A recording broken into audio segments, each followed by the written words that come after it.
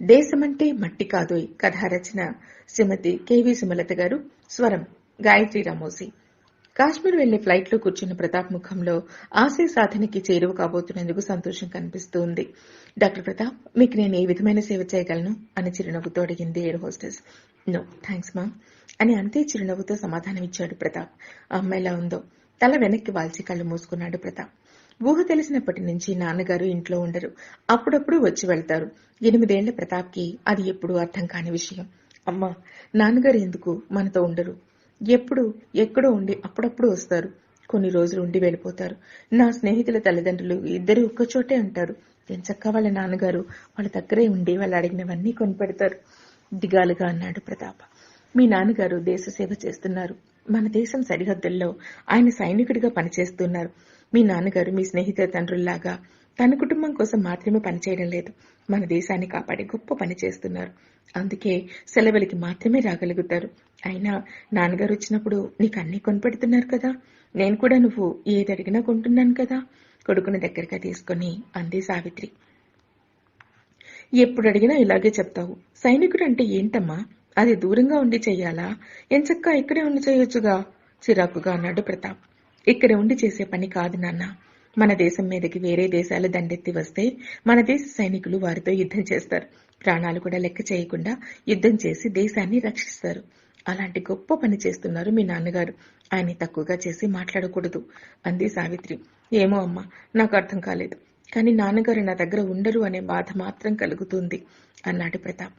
నీ చిన్న బుర్రకు అర్థమయ్యే రోజు తప్పకుండా వస్తుంది అని మనసులో అనుకుంది సావిత్రి. అమ్మా, నాన్నగారు ఎప్పుడు వస్తారు? ఈసారి నా దగ్గర ఎక్కువ రోజులు ఉండాలి. నువ్వు నువ్వు ఉత్తరం రాయి, నేను చెప్పినట్లు రాయాలి అంటూ తెల్ల కాగితం పెన్ను ఒత్తికి ఒక పుస్తకం తెచ్చి తల్లి చేతిలో పెట్టి దగ్గర కూర్చున్నాడు. పట్టుబదలని విక్రమార్కుడిలా కూర్చున్న ప్రతాప్ వైపు చూస్తూ భరత్కి ఉత్తరం రాయడం మొదలుపెట్టింది సావిత్రి. మహారాజశ్రీ నాన్నగారికి ప్రతాప్ నమస్కరించి రాయనది ఏమనగా, నేను క్షేమం, మీరు కూడా క్షేమమేనని తెలుస్తాను. నాకు మిమ్మల్ని చూడాలని ఉంది. మీరెప్పుడు వస్తారు? అమ్మని ఎప్పుడు అడిగినా మీరు మిలిటరీలో ఉన్నారు అంటుంది. నాకు మీరు నా దగ్గరే మన ఇంట్లోనే ఉండాలని ఉంటుంది. ఎందుకు మీరు అంత దూరంలో ఉంటున్నారు? దేశం కోసం అంటుంది అమ్మ. నాకు అదంతా తెలియదు.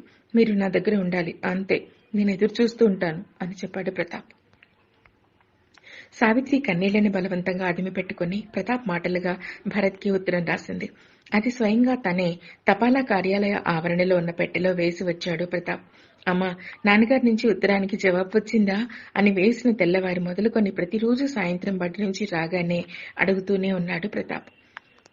అది 1965 సంవత్సరం ఇండో పాకిస్తాన్ యుద్ధం జరుగుతున్న సమయం. ఈ యుద్ధం పాకిస్తాన్ యొక్క ఆపరేషన్ జిబ్రాల్టర్ తర్వాత ప్రారంభమైంది. పశ్చిమ పాకిస్తాన్పై పూర్తిస్థాయి సైనిక దాడి చేయడం ద్వారా భారతదేశం ప్రతీకారం తీర్చుకుంది. 17 రోజుల పోరాటం, 2 వైపులా వేలాది మంది ప్రాణ నష్టం జరిగింది. అతిపెద్ద ట్యాంక్ యుద్ధం జరిగింది. కాల్పుల విరమణ ప్రకటించబడినాక పాకిస్తాన్ పైన భారతదేశం విజయం సాధించింది. అప్పుడు మిలిటరీ నుండి సైనికులందరూ తమ తమ ఇళ్లకు బయలుదేరారు విజయోత్సాహంతో. ఈ వార్త అన్ని వార్తాపత్రికలలో, రేడియోలో వచ్చింది. ప్రధానమంత్రి ఆనందంగా జవాన్లందరికీ అభినందనలు తెలుపుతూ ప్రసంగించారు. సైనికులకి ఘన స్వాగతం ఏర్పాటు చేశారు. ప్రతాప్, నీ ఉత్తరానికి బదులుగా మీ నాన్నగారే వస్తున్నారు. మనం ఢిల్లీ వెళ్ళాలి నవ్వుతూ చెప్పింది సావిత్రి. నిజమా అమ్మా? ఎప్పుడొస్తున్నారు? ఆనందంగా గెంతాడు ప్రతాప్. రైల్వే స్టేషన్లో జవాన్లకి స్వాగతం పలకడానికి వారి కుటుంబ సభ్యులకు మాత్రమే అనుమతి ఇచ్చారు. అక్కడ ఆడవాళ్లు, పిల్లలు ఎక్కువగా ఉన్నారు. అందరి ముఖాలు భావోద్వేగాలతో నిండిపోయి ఉన్నాయి. ఆడవాళ్లు హారతి పళ్ళాలు సిద్ధం చేసుకుంటున్నారు. పిల్లలు వాళ్ళకి సహాయం చేస్తున్నారు. ప్రతాప్కి అంతా కొత్తగా అనిపిస్తుంది. ఏం జరుగుతుందో అర్థం కావడం లేదు. నాన్నగారు వస్తుంటే వీళ్ళంతా ఎందుకు వచ్చారు? అమ్మని అడుగుతుంటే మాట్లాడకుండా చూడు అంటుంది. అందుకే రైలు కోసం ఎదురు చూస్తున్నారు.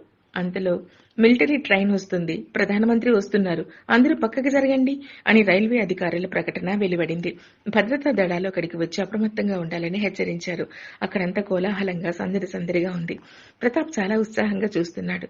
అంతలో అక్కడికి మిలిటరీ ట్రైన్ వచ్చింది. ఆకుపచ్చని రంగులో కింద కాషాయ వర్ణపు పట్టి, దాని మీద ఎం అనే మిలిటరీ ట్రైన్ నంబర్తో, పైన ప్రతి బోగికి ఒక జెండా బొమ్మ, దాని కిందుగా కాషాయం, నీలి, లేత మబ్బు వర్ణం పట్టీలతో ఆకర్షణీయంగా ఉంది. అందులో నుండి భారతీయ జవాన్లు ఒక్కొక్కరు బ్యాగులు పట్టుకుని వారి కుటుంబ సభ్యులను చూస్తున్నామనే ఆనందంతో మాతృభూమి మీద కాలు పెట్టారు. కాలు మోపిన వెంటనే వంగి నేలను తాకి దండం పెట్టుకుంటున్నారు. అంతలో ప్రధానమంత్రి ఇందిరాగాంధీ అక్కడికి వచ్చారు. చుట్టూ అంగరక్షకుల మధ్య ఆవిడ ఒక్కొక్క జవాన్కి ఒక్కో పూల గుత్తి ఇచ్చారు. దేశం కోసం మీరు ప్రాణాలు లెక్క చేయకుండా కుటుంబాలకి దూరంగా ఉంటూ ఎండవానలు సైతం లెక్క చేయకుండా కాపలా కాస్తున్న త్యాగం వెలకట్టలేనిది. మీ సాహసం వలన మాతృభూమికి విజయం లభించింది. మీకు మన దేశంలో పౌరులందరి తరపున కృతజ్ఞతలు తెలుపుతున్నాను అని అంజలి ఘటించి అక్కడి నుండి వెళ్లిపోయారు. అప్పుడు అక్కడ ఉన్న వారందరూ వారి వారి కుటుంబ సభ్యులను వెతుక్కుంటున్నారు. ప్రతాప్ దూరంగా తమ వైపే వస్తున్న భరత్ ని చూసి అటు పరిగెత్తాడు. ప్రతాప్ ని కౌగిలించుకుని ఎత్తుకుని ముద్దాడాడు చెమర్చిన కళ్లతో భరత్. సావిత్రి కూడా ఆనంద భాష్పాలు రాలుస్తూ భరత్ కి వీర తిలకం దిద్ది హారతి ఇచ్చింది. అక్కడ ఉన్న మిగిలిన జవాన్లకి కూడా నీ నా అనే తారతమ్యం లేకుండా హారతి ఇచ్చారు ఆడవాళ్లు. అలాగే ఒకరి భార్యలు మరొక జవాన్ చేతికి రాఖీలు కట్టారు. అన్నా చెల్లెల సంబంధంతో రాఖీ మీకు రక్ష అంటూ రక్షాబంధనంతో శుభాకాంక్షలు తెలియజేశారు. ఇంట్లో తయారు చేసిన మిఠాయిలు ఒకరికొకరు ఆనందంగా పంచుకున్నారు. ప్రతాప్ మనసంతా ఉద్విగ్నతతో నిండిపోయింది. అక్కడంతా పండుగ వాతావరణం నెలకొంది. తండ్రికి జరుగుతున్న సత్కారం చూస్తుంటే అద్భుతంగా అనిపిస్తుంది. నాన్నగారు మిలిటరీలో పనిచేస్తున్నారు అని అమ్మ చెప్పినప్పుడు ఏమిటో అనుకున్నాను. దేశం రక్షించే సైనికుడికి ఇంతటి గౌరవం ఉంటుందా? నా స్నేహితుల తండ్రులకు ఇంతటి గౌరవం లభించలేదు. ఒక్కసారిగా దేశభక్తితో పులకించిపోయాడు ప్రతాప్. అక్కడంతా దేశభక్తుల కుటుంబాలు, అంతా ఒకటే జాతి, ఒకటే నినాదం. భారతమాతాకి జై అంటూ రైల్వే స్టేషన్ మారుమోగిపోతోంది. అందరూ ఎంతో కాలం ఎడబాటు తర్వాత కలుసుకోవడం వల్ల మాట్లాడుకుంటూ బయటకు రాగానే ఆర్మీ జవాన్లకు స్వాగతం చెప్పడానికి, వారిని చూడడానికి ఎక్కడెక్కడి ప్రాంతాల నుండో ప్రజలు వచ్చారు. వీళ్ళని పూలమాలలతో సత్కరించారు. మిఠాయిలు ఆనందంగా తండ్రి ఎత్తుకుంటే అన్నీ చూస్తూ నాన్నగారి గొప్పతనానికి మురిసిపోతున్నాడు ప్రతాప్. జయ జయధ్వానాలతో మనసు ఆహ్లాదకరంగా ఉంది అతనికి. ఇంటికి వెళ్లిపోయారు భరత్ కుటుంబం. నాన్నగారు, నాకు మీరింట్లో ఉండడం లేదు అని కోపం వచ్చేది. ఎప్పుడు మాతో ఉండవచ్చు కదా. మా స్నేహితుల తండ్రులు వాళ్ళ దగ్గర ఉన్నట్లు మీరు మా దగ్గర ఉండరు అని బాధ అనిపించేది. అమ్మని ఎప్పుడూ విసిగించేవాడిని. ఇప్పుడు మీకు బోలెడు మంది హారతి ఇచ్చారు, రాఖీలు కట్టారు, స్వాగతం పలికారు. ఇదంతా నాకు చాలా గర్వంగా అనిపిస్తుంది హుషారుగా అన్నాడు ప్రతాప్. ప్రతాప్, దేశం అంటే కన్న తల్లితో సమానం. మన దేశం సరిహద్దుల్లో నాలాంటి సిపాయిలు చాలా మంది ఉంటారు. మా అందరికీ కుటుంబాలు ఉంటాయి. అంటే భార్యా పిల్లలు ఉంటారు. కానీ మాతో కలిసి ఉండరు. మాతో కలిసి ఉంటే మేము ఏకాగ్రతగా పని చేయలేము. మీకు భద్రత కల్పించలేము. యుద్ధం జరిగినప్పుడు మాకు చాలా గాయాలు ఏర్పడవచ్చు, లేక ప్రాణాలు కూడా పోవచ్చు. దేశం కోసం ప్రాణాలు కోల్పోవడానికి కూడా సిద్ధపడి మేము మా కుటుంబాలకి దూరంగా ఉంటున్నాము. ప్రేమగా వివరించాడు భరత్.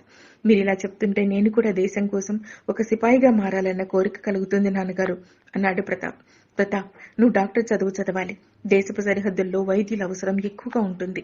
ఎంతో మంది సైనికులకి వైద్యం అందించి జీవితాన్ని ఇవ్వడం చాలా మంచి విషయం. నువ్వు మంచి వైద్యుడిగా, ప్రాణదాతగా పేరు తెచ్చుకోవాలి. నాకు మాట ఇస్తావా అన్నాడు భరత్.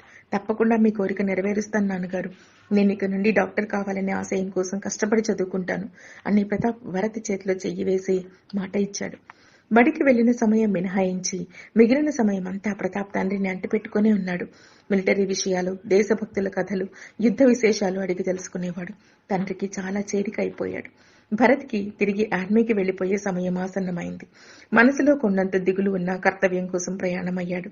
మళ్లీ సైనిక కుటుంబాలన్నీ ఢిల్లీ రైల్వే స్టేషన్ కు వెళ్లి జవాన్లందరికీ వీర తిలకం దిద్ది హారతి ఇచ్చి క్షేమంగా తిరిగి ఇంటికి రావాలని భగవంతుడిని కోరుకుంటూ కన్నీళ్లను దిగమింగుకొని పైకి నవ్వుతూ సాగనంపారు. ప్రతాప్, నువ్వు నా కోసం బెంగ పెట్టుకోకూడదు. ఒక సైనికుడి కుటుంబం అంటే సాహసానికి, త్యాగనిరతకి నిదర్శనం. నీ ఆశయ సాధన కోసం కృషి చేయడం మర్చిపోకు అని చెప్పి వెళ్లాడు భరత్. ప్రతాప్ ఊహ తెలిసినప్పటి నుంచి తండ్రితో సాన్నిహిత్యం పెరిగింది. ఈసారి భరత్ వెళ్లిపోయాక చాలా దిగులు పెట్టుకున్నాడు. అయినా చదువు మీదకి దృష్టి మళ్లించాడు. 1971లో జరిగిన ఇండో పాకిస్తాన్ యుద్ధంలో భరత్ వీరమరణం పొందాడు. పరమవీర చక్ర బిరుదు కూడా వచ్చింది. ఆ అవార్డు ప్రధాని చేతుల మీదుగా సావిత్రి, ప్రతాప్ అందుకున్నారు. ఫ్లైట్ ల్యాండ్ అవుతుందని ఎయిర్ హోస్టెస్ చేస్తున్న అనౌన్స్మెంట్ తో గతం నుండి బయటకు వచ్చారు డాక్టర్ ప్రతాప్. వైద్యుడిగా ఆర్మీలో తన వంతు సేవలు అందించేందుకు ఫ్లైట్ దిగడానికి సిద్ధమయ్యాడు. దేశమంటే మట్టి కాదోయ్. రచన శ్రీమతి కెవి సుమలత గారు. స్వరం గాయత్రి రామోసి.